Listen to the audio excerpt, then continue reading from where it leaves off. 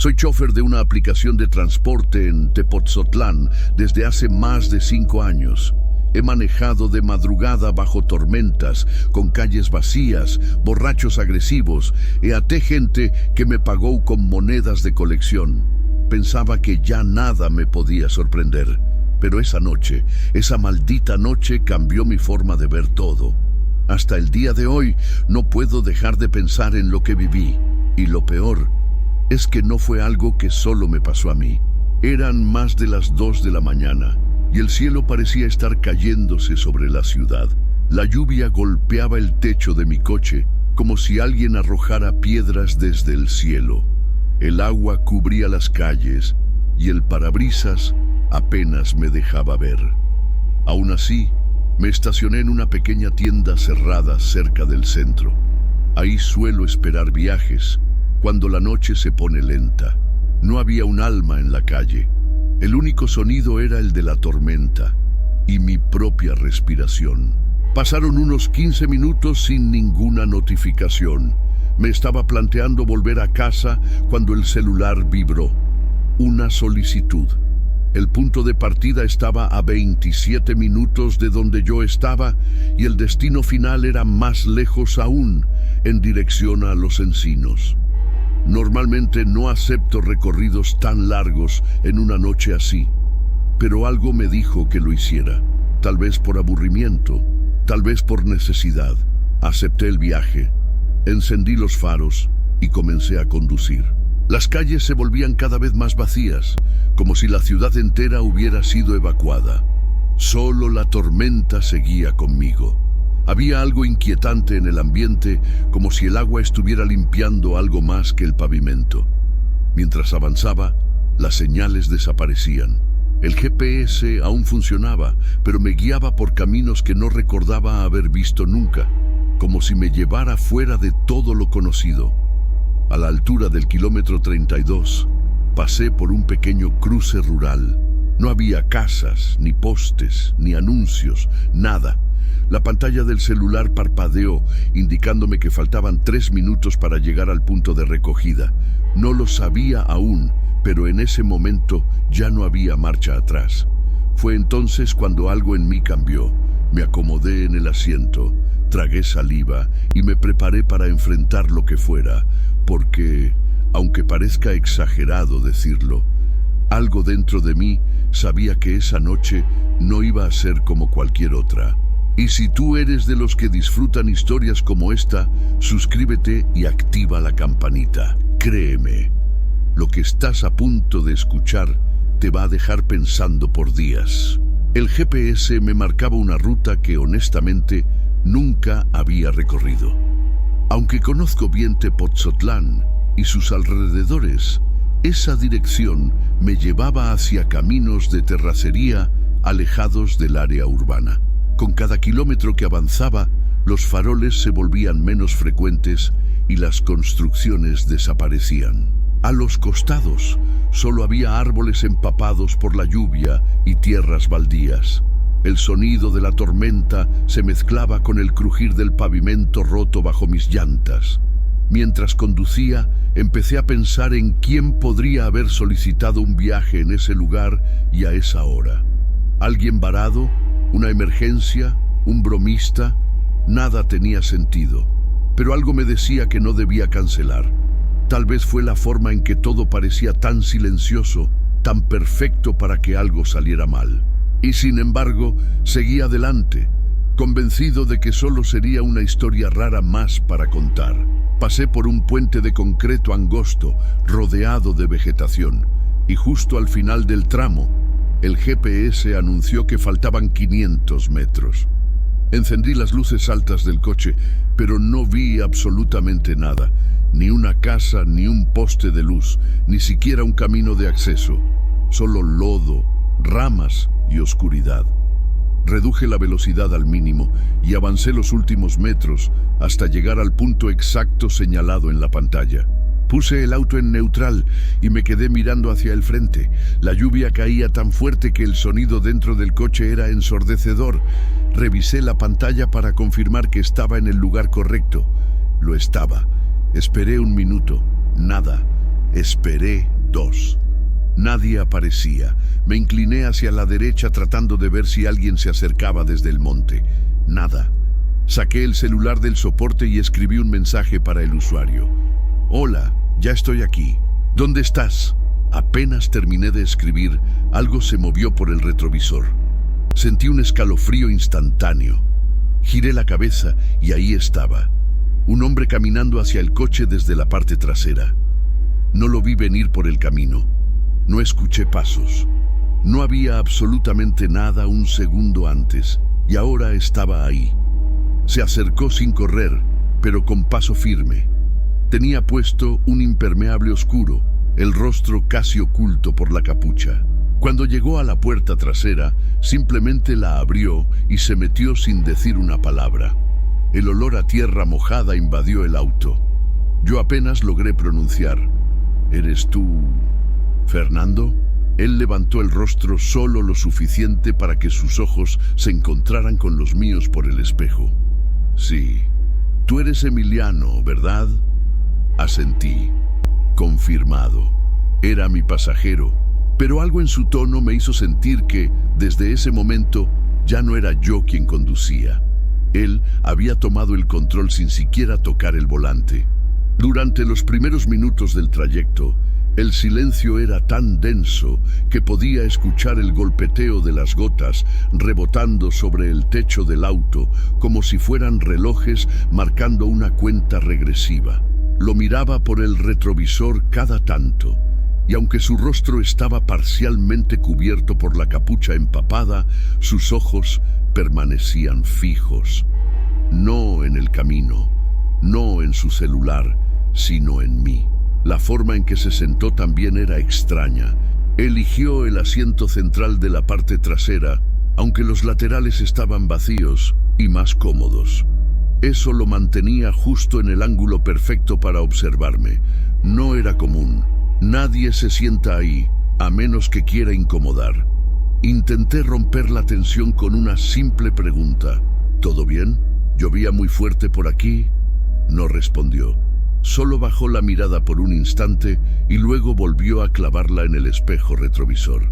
Me obligué a mantener la vista al frente, pero sentía su mirada como una aguja en la nuca. Pensé en preguntarle de nuevo, pero algo me detuvo. No era miedo exactamente, era algo más profundo, una intuición. Pasaron varios kilómetros sin una sola palabra. A esa altura, la ruta se había vuelto aún más oscura. Las lámparas públicas eran inexistentes y la señal del celular comenzaba a debilitarse. Empecé a preguntarme por qué había aceptado ese viaje, pero ya era tarde. Estábamos en mitad de la nada y dar la vuelta me parecía más peligroso que seguir adelante. Quise revisar la pantalla para calcular cuánto faltaba, pero no quería desviar la vista del camino por más de un segundo. La lluvia seguía siendo intensa y cualquier descuido podía llevarnos a una zanja. Aún así, en un impulso rápido, miré el celular.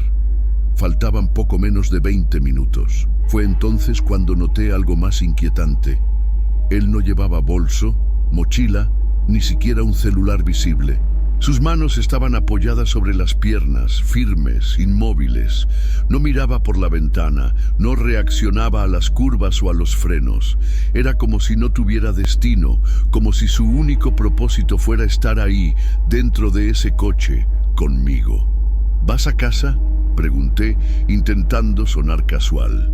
Esta vez movió apenas los labios sin emitir sonido. Fue como ver una marioneta romper el papel de humano por un segundo. No, exactamente, murmuró. Me quedé helado. Esa respuesta, ambigua y vacía, no aclaraba nada, solo aumentaba la tensión. Empecé a pensar si debía buscar una excusa para detenerme, cancelar el viaje o incluso fingir una falla mecánica, pero sabía que cualquier movimiento en falso podía desencadenar algo peor. Así que seguí conduciendo, con él detrás, observándome, sin saber por qué ni qué venía después. Y fue ahí, en ese estado de alerta silenciosa, que me di cuenta. Esto no era un viaje normal. Algo estaba profundamente Continuamos mal. Avanzando por la carretera secundaria, esa que parecía más una cicatriz olvidada en el mapa que una vía real. Los árboles a los lados se inclinaban por el peso del viento y la lluvia no cesaba. El parabrisas apenas podía con tanta agua. Pero lo peor no estaba fuera, estaba en el asiento trasero. No era solo el silencio, era el tipo de silencio que se siente como un zumbido dentro del pecho. La presencia de ese hombre era asfixiante. No se movía, no hablaba, no pestañeaba. Apenas respiraba. Podía sentir su mirada fija sobre mi nuca, como si intentara leer mis pensamientos o algo peor. Apretaba con más fuerza el volante cada vez que el coche pasaba por un bache. Mis manos estaban húmedas, pero no por la lluvia. Era sudor. Tenía la boca seca y el estómago encogido. Traté de pensar en cosas normales. La ruta, mi próxima jornada, el desayuno del día siguiente.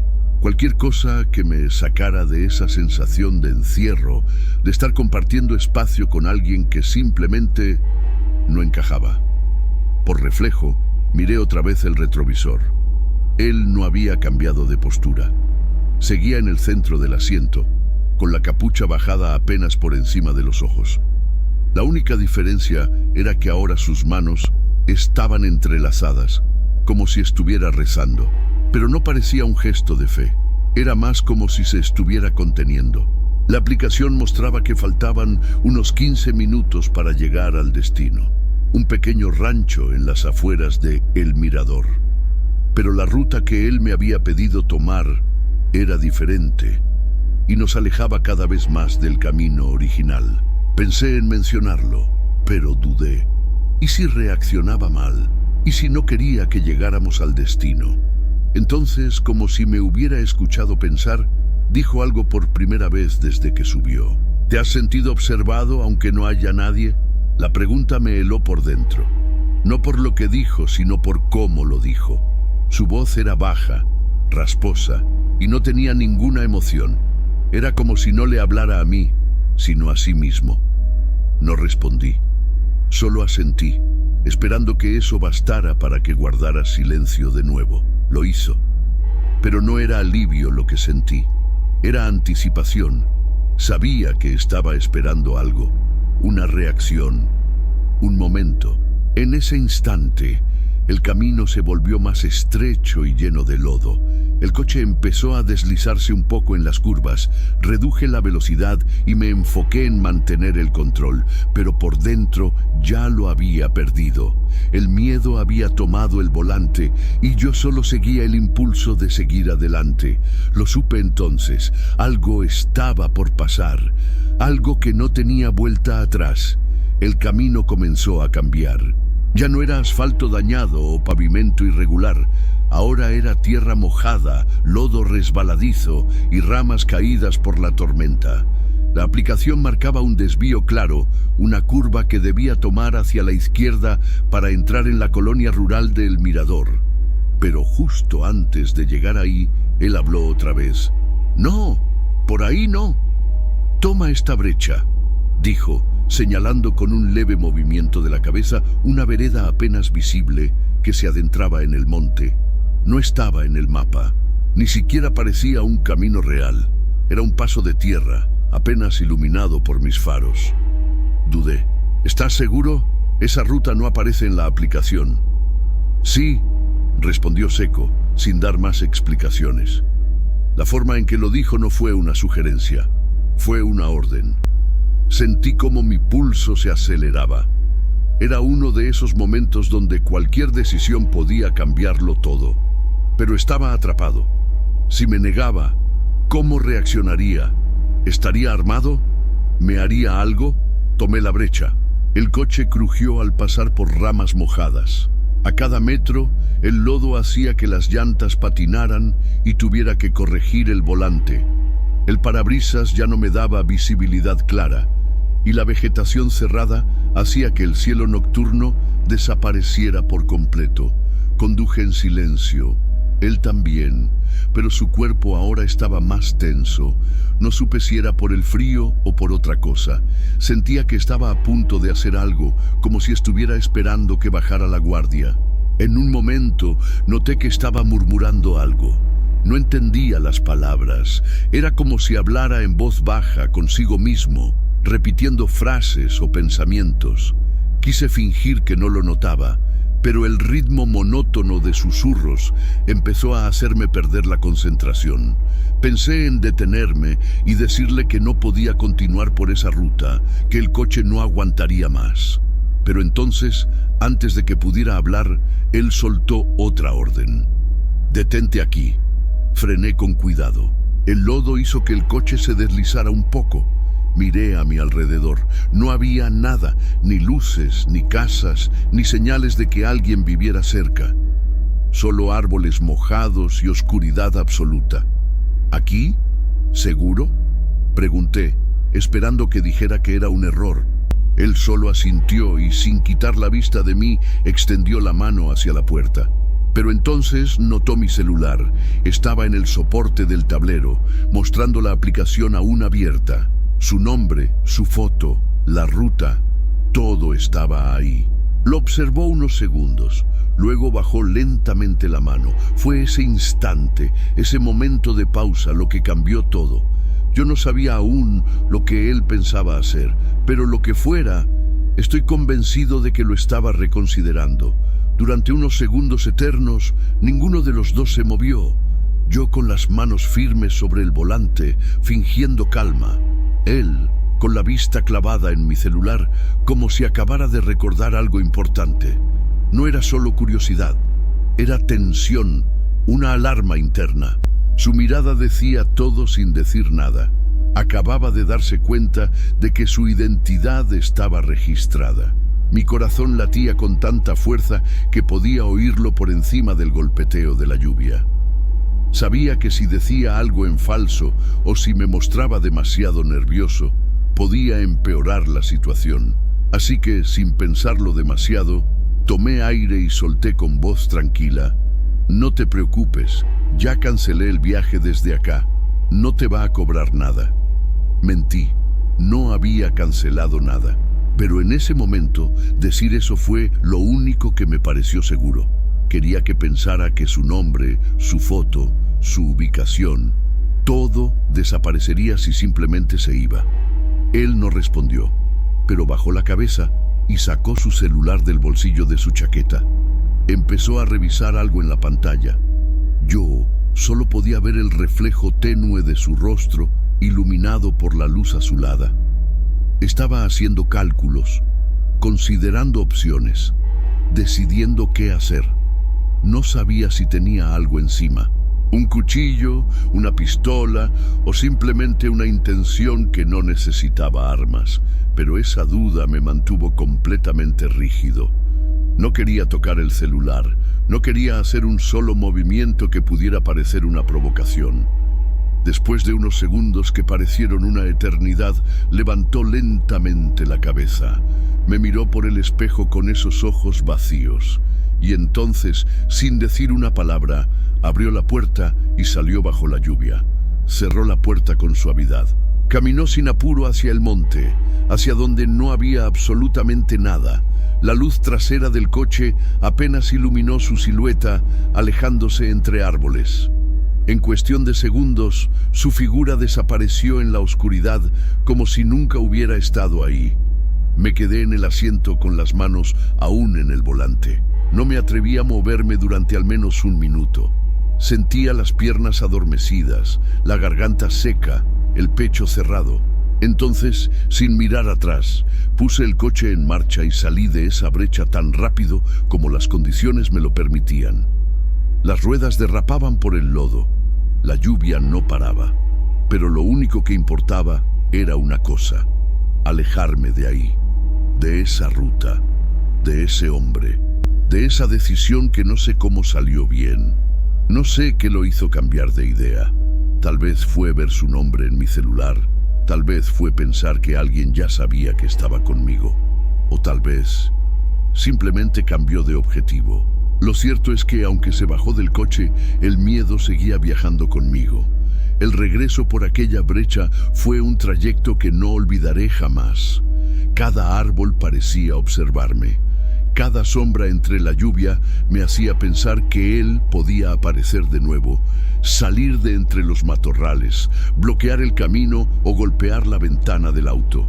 Manejaba sin respirar, sin parpadear, solo con una idea fija: salir de ahí con vida. Finalmente, tras unos 10 minutos eternos, logré volver al camino principal. Ya no llovía con tanta intensidad, pero el miedo se había quedado pegado a mi piel. Aún así, no me detuve. Conduje hasta llegar a una gasolinera cerca de la salida de El Mirador. Era lo único abierto a esa hora. Me estacioné bajo el techo, apagué el motor y respiré por primera vez en casi media hora.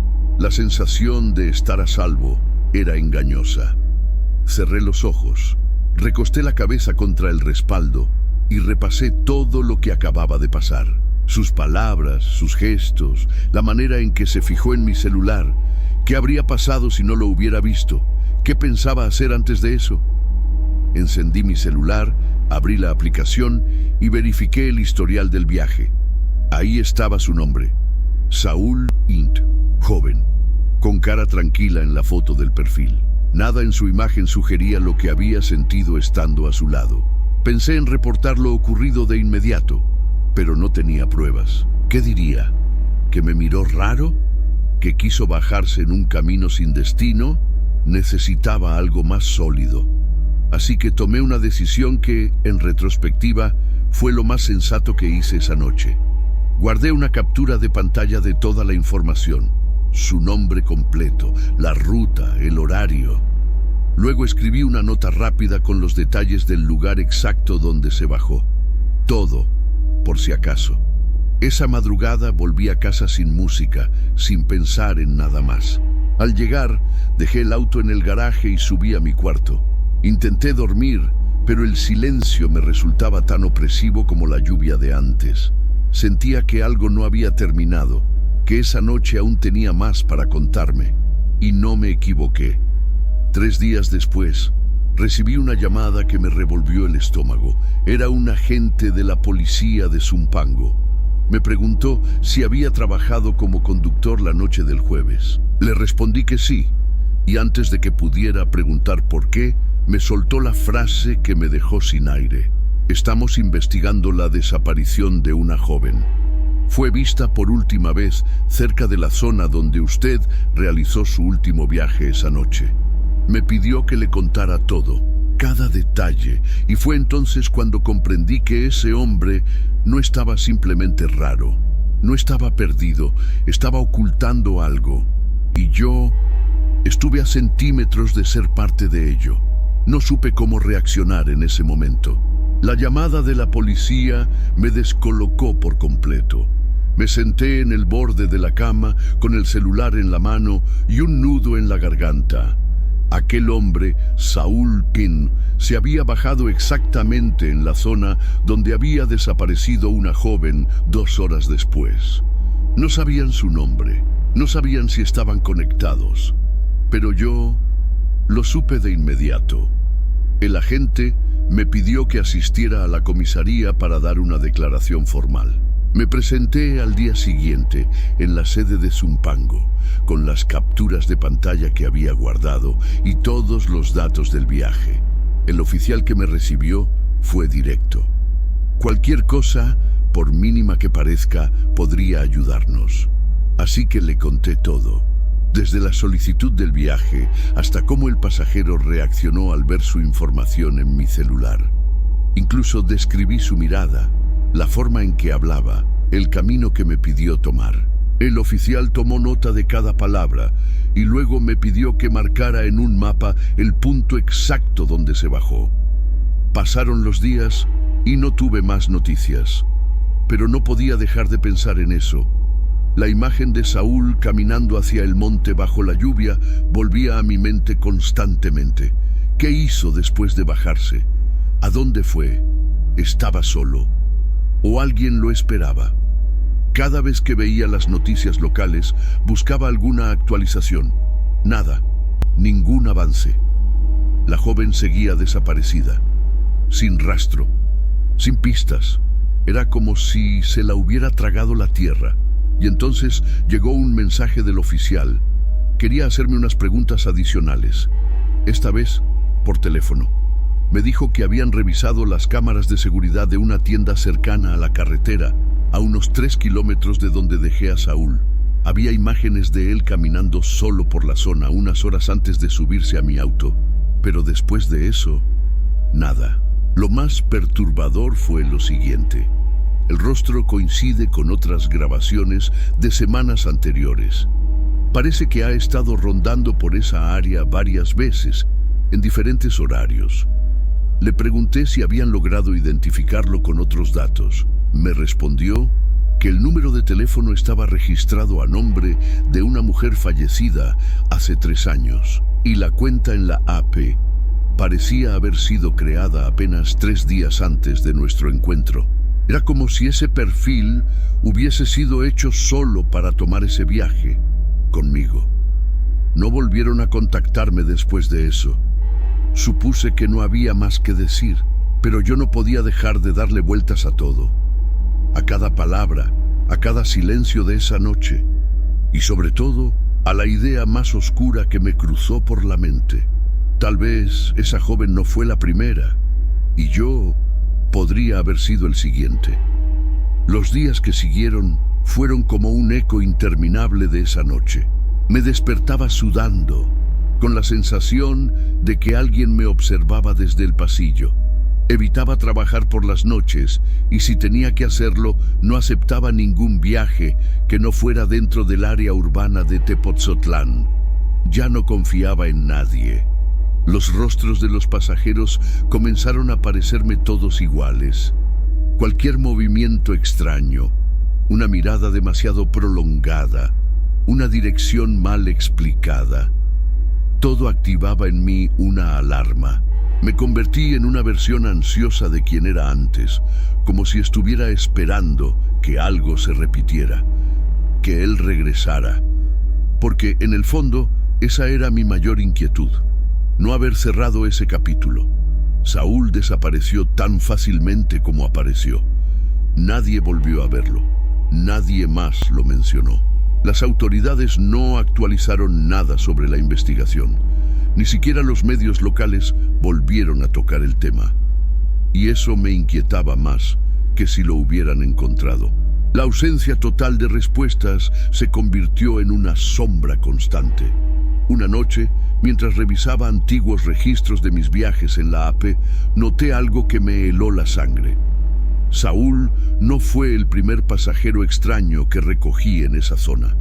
2 semanas antes, alguien con otro nombre, pero sin foto de perfil, me pidió que lo llevara a una dirección parecida. El viaje fue corto y sin incidentes, pero ahora lo recordaba con más claridad. Esa persona también se sentó justo en el centro del asiento trasero. También usaba una capucha. Y también se bajó en un lugar oscuro, sin decir demasiado. ¿Qué pasaba en ese lugar? ¿Quiénes eran estas personas? ¿Eran la misma, con distintos nombres? ¿O simplemente parte de algo más grande, más siniestro? Sentí un impulso incontrolable de volver a ese sitio, de buscar algo que me diera sentido. Así que, armado con una linterna, mi celular con batería llena y un bate de metal por si acaso, tomé el coche y seguí exactamente la misma ruta. La tormenta ya no estaba, pero el ambiente seguía cargado, pesado, casi hostil. A medida que me adentraba por el camino de lodo, todo en mí gritaba que no debía seguir. Pero lo hice. Llegué al mismo lugar donde Saúl se había bajado. Apagué el motor y bajé del coche. El sonido del viento entre los árboles era lo único que me acompañaba. Caminé unos metros apuntando la linterna hacia todos lados, tratando de encontrar algo, un rastro, una prenda, un objeto olvidado, y entonces lo vi. Entre la maleza, parcialmente cubierto de barro y hojas, había un celular. Lo levanté con manos temblorosas y lo guardé sin pensarlo. Regresé al coche y me fui de inmediato. Ya tenía algo que quizás explicaría lo que pasó esa noche. Pero lo que descubrí después fue peor que cualquier teoría que había imaginado. Esa misma noche, al regresar a casa, limpié el celular con cuidado y traté de encenderlo.